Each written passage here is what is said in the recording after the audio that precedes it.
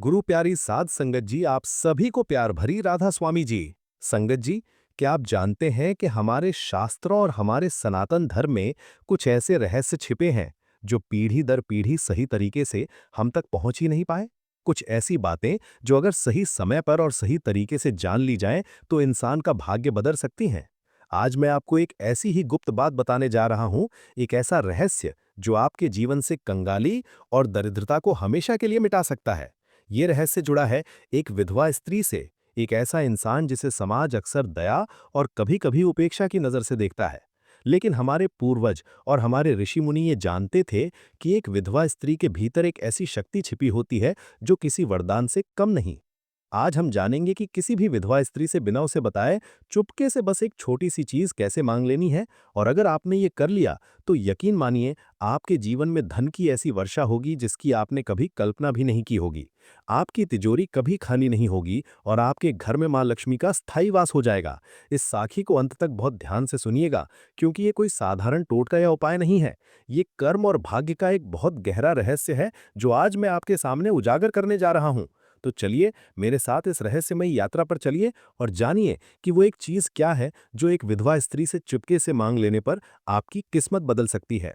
हमारे हिंदू धर्म में हर रिश्ते का और हर इंसान का एक विशेष स्थान है। हर किसी के भीतर ईश्वर का एक अंश है। लेकिन कुछ अवस्थाएं ऐसी होती हैं जब इंसान का ईश्वर से जुड़ाव बहुत गहरा हो जाता है। जब कोई स्त्री अपना सर्वस्व, अपना सिंदूर, अपना सुहाग खो देती है, तो वो एक ऐसी अग्नि से तपकर निकलती है जो उसे साधारण से असाधारण बना देती है। समाज की नज़र में वो बेचारी हो सकती है, अकेली हो सकती है, लेकिन आध्यात्मिक दृष्टि से वो बहुत शक्तिशाली हो जाती है। उसका तप, उसका त्याग, उसका मौन, उसकी हर एक सांस में एक ऐसी ऊर्जा घुल जाती है जो किसी भी योगी या तपस्वी से कम नहीं होती। उसका बाहरी श्रृंगार उतर जाता है, लेकिन उसका भीतरी तेज कई गुना बढ़ जाता है। जब हम धन की बात करते हैं तो अक्सर हमारा ध्यान बड़ी बड़ी चीजों पर जाता है। सोना, चांदी, हीरे, जवाहरात। हम सोचते हैं कि माँ लक्ष्मी को प्रसन्न करने के लिए बड़े बड़े अनुष्ठान करने होंगे, महंगे महंगे दान देने होंगे। लेकिन हम ये भूल जाते हैं कि ईश्वर भाव के भूखे हैं, दिखावे के नहीं। माँ लक्ष्मी भी वहीं वास करती हैं जहां कर्मों की शुद्धता होती है, जहां मन में मैल नहीं होता, और जहां किसी तपस्वी का आशीर्वाद होता है। और एक विधवा स्त्री जिसने अपने जीवन का सबसे बड़ा दुख झेला है, जिसका मन संसार की मोह माया से काफी हद तक विरक्त हो चुका है, वो किसी चलती फिरती तपस्विनी से कम नहीं है। उसके भीतर का वैराग्य ही उसकी सबसे बड़ी शक्ति है। तो अब सवाल ये उठता है कि ऐसी स्त्री से हमें क्या मांगना चाहिए? क्या हमें उनसे धन मांगना चाहिए या कोई वस्तु? नहीं, ये सब बहुत छोटी चीजें हैं। अगर आप उनसे ये सब मांगेंगे तो आपको शायद वो मिल भी जाए, लेकिन उसका प्रभाव क्षणिक होगा। हम जिस चीज की बात कर रहे हैं वो भौतिक नहीं, आध्यात्मिक है। वो एक ऐसी चीज है जो सीधे आपके भाग्य पर असर करती है। आपको उस विधवा स्त्री से जो मांगना है वो उसके दुखों का एक छोटा सा अंश है। आप सोच रहे होंगे कि भला कोई किसी से दुख क्यों मांगेगा? हम तो मंदिरों में जाकर ईश्वर से अपने दुखों को दूर करने की प्रार्थना करते हैं। तो फिर किसी के दुखों का अंश मांगकर हमें अमीरी कैसे मिल सकती है? यही तो वो रहस्य है जिसे बड़े बड़े ज्ञानी और पंडित भी नहीं समझ पाते। यही कर्म का वो सूक्ष्म सिद्धांत है जो आज मैं आपके सामने खोलने जा रहा हूं। इसे समझने के लिए पहले हमें दुख और सुख के चक्र को समझना होगा। हर इंसान अपने प्रारब्ध और अपने पिछले जन्मों के कर्मों का फल इस जीवन में भोगता है। गरीबी, बीमारी, अपमान, ये सब हमारे ही किसी बुरे कर्म का नतीजा होते हैं। जब कोई स्त्री अपने पति को खोती है तो ये उसके जीवन की सबसे बड़ी परीक्षाओं में से एक होती है। ये एक ऐसा दुख है जो उसके कई जन्मों के बुरे कर्मों को एक साथ जलाकर भस्म कर देता है। वो दुख की आग में तपकर कुंदन बन जाती है। उसका हर आंसू, उसकी हर आह उसके कर्मों की मैल को धो देती है। इस प्रक्रिया में वो स्त्री आध्यात्मिक रूप से इतनी पवित्र और शक्तिशाली हो जाती है कि उसकी प्रार्थना में, उसके आशीर्वाद में और यहां तक कि उसके श्राप में भी बहुत बल आ जाता है। इसीलिए कहा जाता है कि किसी विधवा को कभी सताना नहीं चाहिए। उसका दिल दुखाने का मतलब है सीधे सीधे अपने दुर्भाग्य को निमंत्रण देना। अब आते हैं उस रहस्य पर कि उसका दुख मांगने से आपका भाग्य कैसे चमकेगा। जब आप सच्चे मन से, पूरी करुणा और निस्वार्थ भाव से किसी विधवा स्त्री के पास जाकर मन ही मन ये प्रार्थना करते हैं कि हे मां, आप जिस पीड़ा से गुजर रही हैं, उसका एक छोटा-सा कण मुझे दे दीजिए, ताकि आपका बोझ कुछ हल्का हो जाए। तो आप वास्तव में दुख नहीं मांग रहे होते। आप ब्रह्मांड को एक बहुत शक्तिशाली संदेश भेज रहे होते हैं। आप ये दिखा रहे होते हैं कि आपके मन में इतनी करुणा है, इतनी मानवता है कि आप किसी दूसरे के दुख को कम करने के लिए खुद कष्ट उठाने को तैयार हैं। ये स्वार्थ से परमार्थ की ओर एक बहुत बड़ी छलांग है। और जिस क्षण आपके मन में ये भाव आता है, उसी क्षण आपके भाग्य के बंद दरवाजे खुलने लगते हैं। क्यों? क्योंकि गरीबी और कंगाली केवल धन की कमी का नाम नहीं है। गरीबी एक मानसिक अवस्था है, एक आध्यात्मिक बाधा है। ये हमारे अंदर के स्वार्थ, लोभ और संकीर्णता का भारी रूप है। जब हम केवल अपने लिए मांगते हैं, अपनी सुख सुविधाओं के लिए प्रार्थना करते हैं, तो हम उस संकीर्णता के दायरे में ही बंधे रहते हैं। लेकिन जब आप किसी दूसरे के दुख में हिस्सेदार बनने का साहस दिखाते हैं, तो आप अपनी चेतना का विस्तार करते हैं। आप उस छोटे से मैं से बाहर निकलकर हम की भावना से जुड़ते हैं। और यही वो भावना है जो मां लक्ष्मी को सबसे अधिक प्रिय है।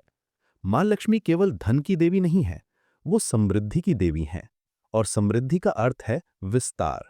जब आपकी चेतना का विस्तार होता है, तो आपके जीवन में समृद्धि का भी विस्तार होता है। अब समझिए कर्म का गणित। जब आप किसी के दुख का एक अंश मांगते हैं, तो आप असल में उसके कर्मों के बोझ का एक अंश अपने ऊपर लेने की पेशकश कर रहे होते हैं। ये एक बहुत बड़ा पुण्य कार्य है, जो बड़े-बड़े यज्ञों और दानों से भी बढ़कर है। क्योंकि यज्ञ और दान में कहीं ना कहीं नाम और यश की इच्छा छिपी हो सकती है, लेकिन किसी के दुख को चुपके से मांगने में कोई दिखावा नहीं है, कोई स्वार्थ नहीं है। ये आत्मा का परमात्मा से सीधा सौदा है। जब आप ये करते हैं, तो उस स्त्री के जो कर्म दुख के रूप में कट रहे थे, उसमें से एक अंश आप ले लेते हैं। वो बुरे कर्म जो आपकी गरीबी का कारण बने हुए थे, जो आपके जीवन में रुकावटें पैदा कर रहे थे, वो इस पुण्य की अग्नि में भस्म हो जाते हैं। और जैसे ही ये रुकावटें हटती हैं, आपके जीवन में धन और समृद्धि का प्रवाह अपने आप शुरू हो जाता है। ये ठीक वैसा ही है जैसे किसी पाइप में कचरा फंसा हो और पानी रुक गया हो। आप कितनी भी कोशिश कर लें, जब तक वो कचरा नहीं निकलेगा, पानी नहीं आएगा। आपके बुरे कर्म ही वो कचरा हैं, और किसी दुखी व्यक्ति के दुख को साझा करने का ये निस्वार्थ भाव ही वो शक्ति है जो उस कचरे को साफ कर देती है।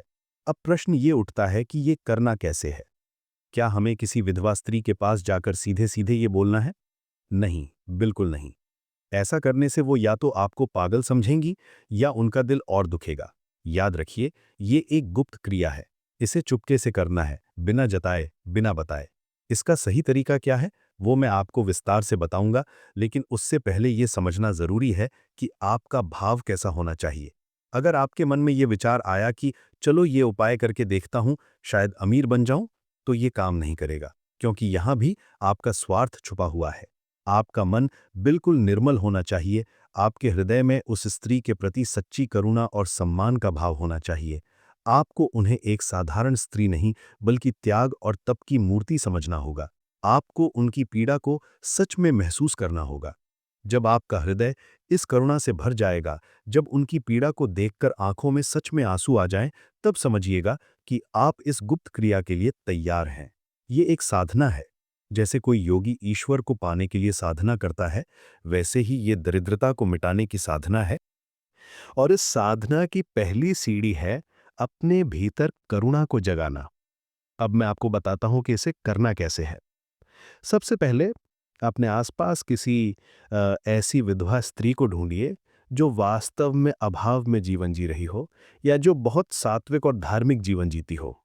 ये कोई आपकी रिश्तेदार हो सकती है, पड़ोसी हो सकती है, या कोई ऐसी स्त्री जिसे आप दूर से जानते हो। महत्वपूर्ण यह है कि उनके प्रति आपके मन में श्रद्धा का भाव हो। अब आपको उनकी गुप्त रूप से मदद करनी है। मदद ऐसी होनी चाहिए कि उन्हें यह पता न चले कि ये मदद आपने की है। आप उनके घर पर चुपके से राशन रखवा सकते हैं, किसी और के हाथ से उन्हें कुछ पैसे भिजवा सकते हैं। अगर उनके बच्चे हैं, तो उनकी पढ़ाई लिखाई का खर्चा गुप्त रूप से उठा सकते हैं। अगर ठंड का मौसम है, तो उनके लिए कंबल या गर्म कपड़ों का इंतजाम कर सकते हैं। दान या मदद छोटी हो या बड़ी, ये महत्वपूर्ण नहीं है। महत्वपूर्ण है उसे गुप्त रखना, क्योंकि जैसे ही आप अपनी की हुई मदद का बखान करते हैं, उसका पुण्य नष्ट हो जाता है। गुप्त दान का फल अनंत गुना होता है। जिस समय आप ये मदद कर रहे हों, चाहे आप खुद उनके दरवाजे पर सामान रख रहे हों या किसी के द्वारा पैसे भिजवा रहे हों, उसी क्षण आपको आंखें बंद करके अपने मन ही मन पूरी श्रद्धा और करुणा के साथ ये प्रार्थना करनी है। हे जगत जननी के स्वरूप, हे माँ, मैं आपके त्याग और तप को प्रणाम करता हूँ। मैं आपकी पीड़ा को, आपके दुख को महसूस कर सकता हूँ। मैं जानता हूं कि आपका ये दुख आपके कर्मों का फल है, लेकिन मैं आपके इस बोझ को कुछ हल्का करना चाहता हूं। कृपया करके अपने दुखों में से, अपनी पीड़ा में से एक कण मात्र, एक छोटा सा अंश मुझे प्रदान करें। मैं उसे अपने सौभाग्य के रूप में स्वीकार करता हूं।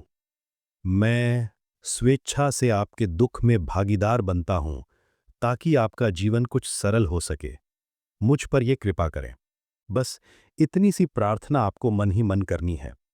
यही प्रार्थना ही वो मांगना है जिसके बारे में मैंने शुरू में बात की थी। आप उनसे धन नहीं मांग रहे, सुख नहीं मांग रहे, आप उनके दुख में हिस्सा मांग रहे हैं। और यही वो मांग है जो आपको दुनिया का हर सुख दिलाएगी। जब आप ये प्रार्थना करते हैं तो आप प्रकृति के नियम को अपने पक्ष में कर लेते हैं। आप ईश्वर के सबसे प्रिय गुण करुणा को अपना लेते हैं। उस क्षण आप केवल एक इंसान नहीं रहते, आप ईश्वर का हाथ बन जाते हैं जो किसी दुखी व्यक्ति की मदद कर रहा है। इस क्रिया को करने के बाद आपको भूल जाना है। आपको बार बार ये नहीं सोचना कि मैंने वो उपाय किया था, अब तक फल क्यों नहीं मिला। बीज बोने के बाद उसे समय देना पड़ता है। आपने अपने कर्म का बीज बो दिया है, अब उसे अंकुरित होने का समय दीजिए। आप बस अपना काम करते रहिए, ईमानदारी से मेहनत करते रहिए। आप पाएंगे कि धीरे धीरे आपके जीवन में चमत्कार होने लगेंगे। जो काम बरसों से रुके हुए थे वो बनने लगेंगे। धन आने के नए नए रास्ते खुलने लगेंगे। अगर आप पर कोई कर्ज है तो वो उतरने लगेगा। घर में क्लेश रहता था तो शांति आने लगेगी। आपको खुद महसूस होगा कि कोई अदृश्य शक्ति आपकी मदद कर रही है। ये उस विधवा स्त्री का आशीर्वाद नहीं है जिसे शायद पता भी नहीं कि आपने क्या किया है। ये उस पुण्य का फल है जो आपने किसी के दुख को साझा करने की इच्छा करके कमाया है। ये उस परमपिता परमेश्वर का आशीर्वाद है जो आपके निस्वार्थ भाव से प्रसन्न हुए हैं। याद रखिए, ये कोई जादू की छड़ी नहीं है कि आज किया और कल आप करोड़पति बन गए। ये कर्म के सिद्धांत पर काम करता है। आपके कर्म जितने शुद्ध होंगे, आपका भाव जितना निर्मल होगा, फल उतनी ही जल्दी और उतना ही बड़ा मिलेगा।